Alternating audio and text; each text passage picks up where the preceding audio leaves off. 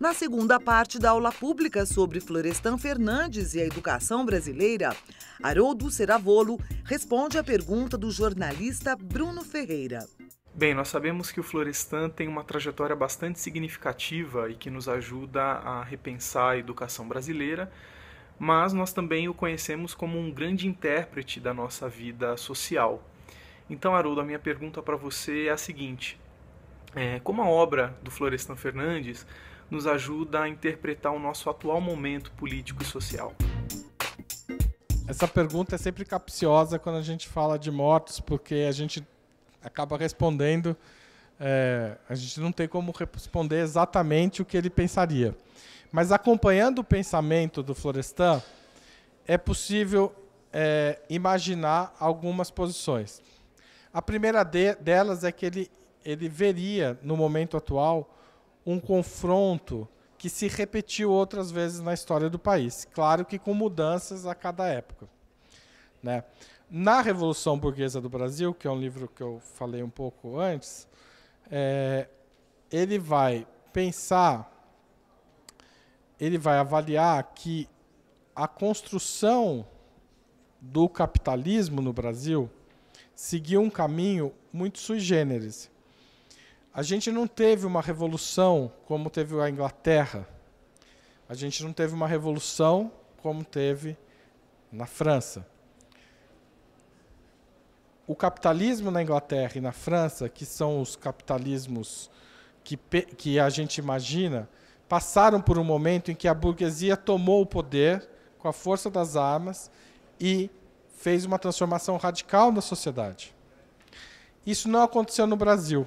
A transição da sociedade escravocrata no Brasil para a sociedade burguesa, em que o trabalho escravo substitui o trabalho assalariado, substitui o trabalho escravo, se passa de uma forma, numa espécie de conciliação entre os setores mais modernos e os setores mais atrasados. E esses setores, como que se dão as mãos e fazem acordos que de tempos em tempos promovem ou grandes avanços, mas não avanços revolucionários, de modo a mudar toda a sociedade, ou grandes retrocessos. O grande retrocesso que o Florestan fala na Revolução Burguesa é o retrocesso de 64. Né? Ele é o capítulo final dessa transição mal ajambrada da economia escravocrata para a economia burguesa da sociedade brasileira. E o que ele veria hoje? Ele veria, na minha opinião, um novo arranjo em que forças atrasadas reagem a mudanças sociais ocorridas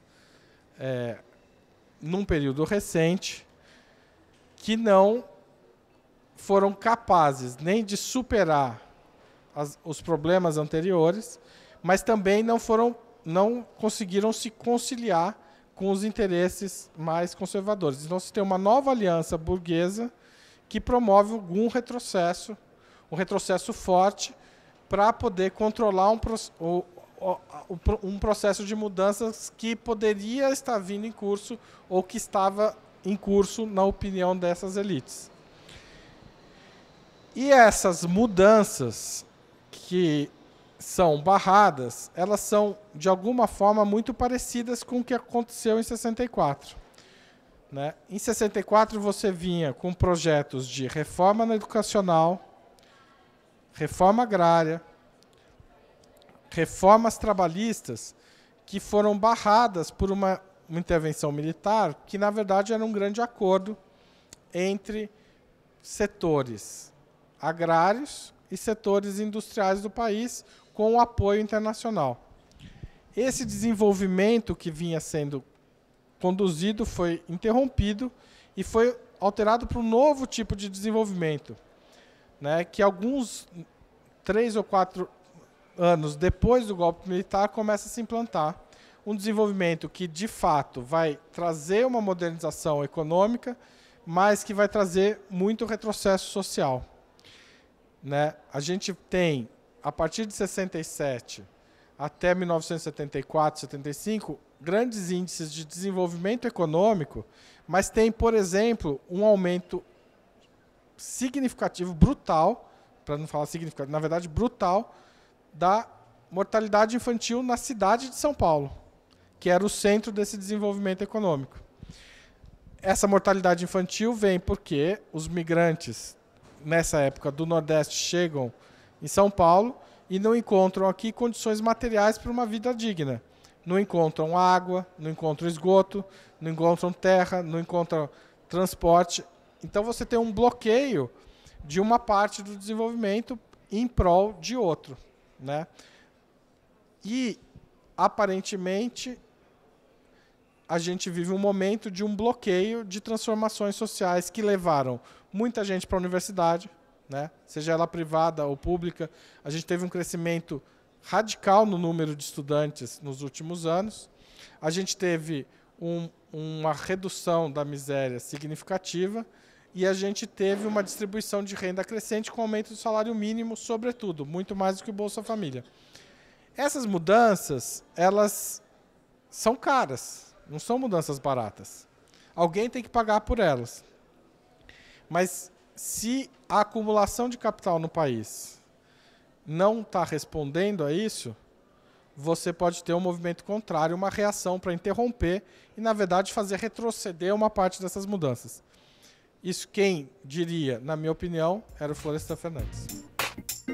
Para encerrar a aula pública sobre Florestan Fernandes e a educação brasileira, Haroldo Ceravolo responde à pergunta do diretor de TV, Marco Ribeiro. Florestan Fernandes defendia o ensino público, universal e gratuito. Países do neoliberalismo vão totalmente ao contrário disso, apostando no ensino totalmente privado. Ao mesmo tempo que países da social-democracia, como Finlândia, Noruega e Alemanha, têm seu ensino público na totalidade. Esse paradoxo, como lhe parece? Os últimos anos transformaram a educação numa grande questão mundial, né? A gente não percebe, às vezes, porque a gente está no nosso dia a dia, resolvendo os problemas, fazendo trabalho de escola, trabalhando, correndo, mas a educação se transformou num grande mercado. E é um mercado organizado de maneira transnacional. Você tem empresas como a Embi Morumbi, que são empresas transnacionais, com camp em vários lugares do mundo. E essas empresas têm interesses e têm projetos que pressionam pela privatização do ensino. Por outro lado, você tem pressões sociais de não acabar com a inclusão monumental de pessoas no sistema educacional, porque é isso que garante a democracia, né? As pessoas saberem ler, escrever, pensar, produzir. Isso é que faz com que as pessoas possam participar da sociedade e possam, inclusive, participar do próprio mercado, né? Então, você tem uma tensão permanente. Países mais estruturados vão conseguir organizar mais a educação pública. Países menos estruturados precisam também fazer crescer a sua educação e vão apelar para o capital privado. O problema é que esse processo de construção do privado e do público, ele cria problemas. Ele é um gerador de tensões também, né? E uma das tensões se coloca quando começa a faltar dinheiro. Quando começa a faltar dinheiro, não dá para expandir a rede pública e o ProUni ao mesmo tempo. Não dá para expandir a universidade pública e o FIES ao mesmo tempo. É preciso fazer escolhas. O problema dessas escolhas é que elas podem ser excludentes. Elas podem estar tirando gente como o Florestan Fernandes da escola, né? Então, voltando ao problema, o Florestan aproveitou um momento de expansão da educação, e especialmente da educação pública, na cidade de São Paulo naquele momento. Quando a gente começa a tirar a verba da educação pública, começa a reduzir a rede pública de ensino, começa a não prepará-la para uma expansão para os próximos anos, a gente está tirando engraxates, está tirando trabalhadores que não deviam nem estar trabalhando. No caso, o florestano hoje em dia não trabalharia. Ou talvez tivesse que voltar a trabalhar com 7, 8 anos. A gente quer isso? Não. Então a gente precisa pensar em formas de, diante das nossas dificuldades, como não tirar florestãs da escola, como aumentar a rede, como fazer um esforço social de não perder ninguém. Porque essa é a questão central. A gente não pode perder ninguém. A gente não pode perder as crianças e tirá-las da escola. A gente não pode criar um sistema educacional excludente, né? A presença privada da educação, se ela for muito forte politicamente, é um problema. Por quê? Porque ela tem um interesse natural de expansão que precisa ser regulado, porque senão ela vai avançar sobre o que não pode, que é a educação pública.